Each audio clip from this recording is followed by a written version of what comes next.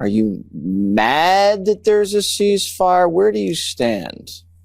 I stand, I think, in reality that there is no ceasefire. I was watching coverage of this last night, flipping around, obviously watching your show, Jesse, and then perusing some other channels. And there were split screens between, White House announces ceasefire and missiles raining down on the Israelis. We knew that Israel was sending rockets back to Iran. We know what today has looked like in Lebanon with what the Israelis are doing there. It's one of the highest death toll days. So the ceasefire was a complete fiction.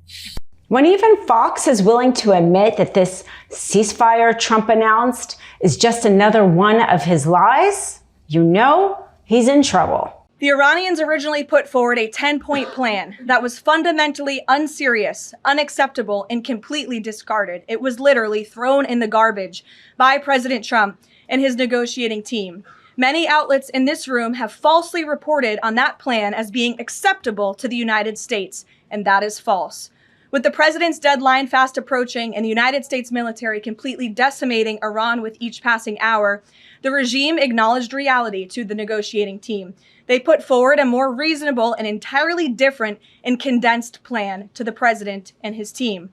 President Trump and the team determined the new modified plan was a workable basis on which to negotiate and to align it with our own 15-point proposal.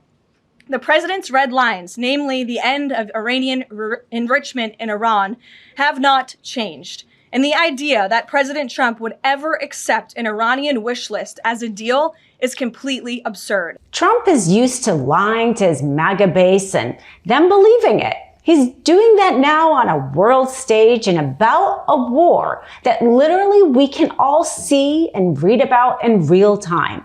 He does not control the information as much as he has tried to have his friends like Larry Ellison control TikTok and other media to suppress this. There's news outlets around the world, as even some American outlets, willing to say the truth.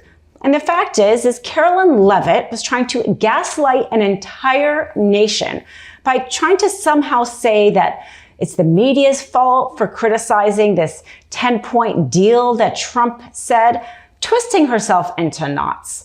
The fact is Trump cannot lie his way out of trying to threaten an entire civilization. What J.D. Vance is saying and the White House now, Caroline Levitt, that those 10 points were completely unacceptable, that's only because some of the biggest boosters of the administration came out and said, "Are you kidding me? Look at what you're agreeing to." Like Mark Levin, who has obviously been very close to this process. He took, what Fox and Friends had put up this morning and said this 10 points are a disaster. Last night, Larry Kudlow asked on social media, is this what we want?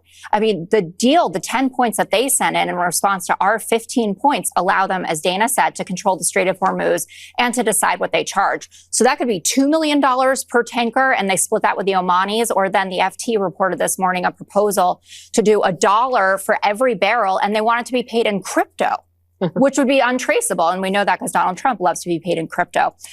No shutting down of the nuclear program. You can continue to enrich uranium. The leadership, not a problem. Can keep supporting those proxy forces. That's the Hezbollah problem. And then that sanctions would be lifted. We already took off $14 billion in sanctions. This would go even further. And Donald Trump would be the first president, certainly in recent memory, that didn't have economic sanctions on Iran. The linchpin story on this, and we have been tracing this particular plot line since the beginning, is what Jonathan Swan and Maggie Haberman reported yesterday in the excerpt of their book that comes out in a couple of months. And it's about a meeting on February 11th in the Situation Room, and Bibi Netanyahu was there. He was sitting at the table with our leadership, and he pitched them on this war.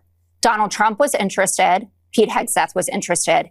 Everybody else, Ratcliffe, farcical. Rubio, it's BS. General Kane, standard operating procedure for Israelis, they oversell. Susie Wiles, we can't be dragged into another Middle Eastern war. Israel pushed us to do this. It doesn't mean that there weren't some good things that came out of it. But that first day, remember, and you guys said, I can't believe you're saying this, when Rubio came out and he said the truth to the gaggle of reporters that the imminent threat was not against us. It was something that was happening for Israel, is the core piece of this. And now we're stuck in it. And Jared Kushner and Steve Witkoff are seen as being very pro-Israel. And that's why people want to negotiate with J.D. Vance instead of with them, because they think that they may possibly be talking to someone who isn't just representing Israeli interests. The fact is, Trump's lie about there being a ceasefire is not just an offense to our intellect, it is an offense to the Lebanese, because 182 Lebanese died in one day as a result of Israeli strikes during this ceasefire that Trump said, the deadliest day for the war in Lebanon ever. So Trump and Caroline Leavitt have the audacity to say that there's a ceasefire, despite the fact that our partner in this war, using weapons that we provide for them, are killing more people in Lebanon than they ever have. So when he goes out and lies to the people, this is why Fox and others are willing to speak out, because it is not true. And his lies are dangerous, and his lies are a disgrace to the deaths that are being caused by Americans and Israelis in this war. I mean, I don't know about you, but I am sick of this shit. I'm sick of it. Can't he just behave like a normal human? I mean, honestly, like the president, 3D chess, shut up. Fucking shut up about that shit. You don't threaten to wipe out an entire civilization. We're talking about civilians just casually in a social media post.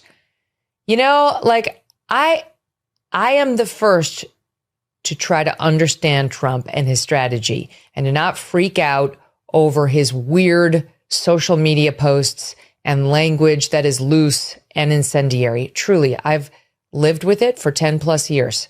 I learned it the hard way when I was on the receiving end of it for 9 months. And truly, I think that was a gift to me in many ways because it helped me really come to understand what he does with his social media. But this is completely irresponsible and disgusting. This is wrong. It's wrong. He should not be doing it. I don't care that it's his negotiation tactic is to kill an entire country full of civilians, men, women, and children.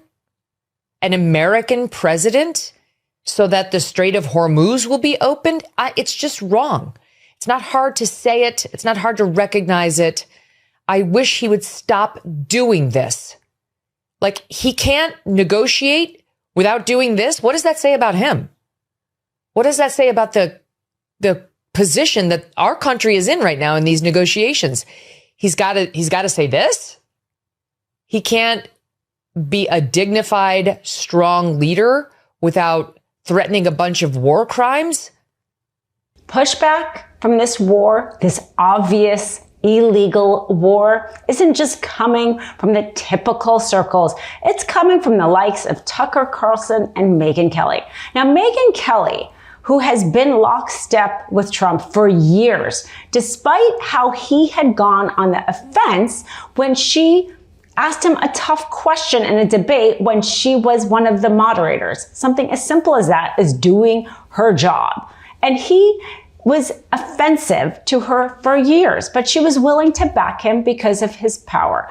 Well, either she's gotten a memo that he is now a lot less powerful, or she's trying to back somebody who's trying to take his mantle, like perhaps Tucker Carlson, who very well is going to run for president as a Republican in 2028. She's now coming out and saying things like this about this war. And the reason why it's so important is because it is these podcasters who help shape the influence and the information that the MAGAs and Republicans get.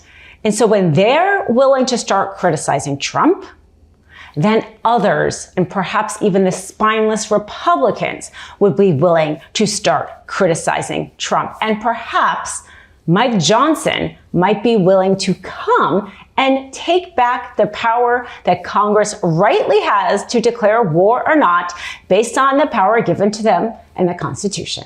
Want to stay plugged in? Become a subscriber to our Substack at MeidasPlus.com. You'll get daily recaps from Ron Filipkowski, ad-free episodes of our podcast, and more exclusive content only available at MeidasPlus.com.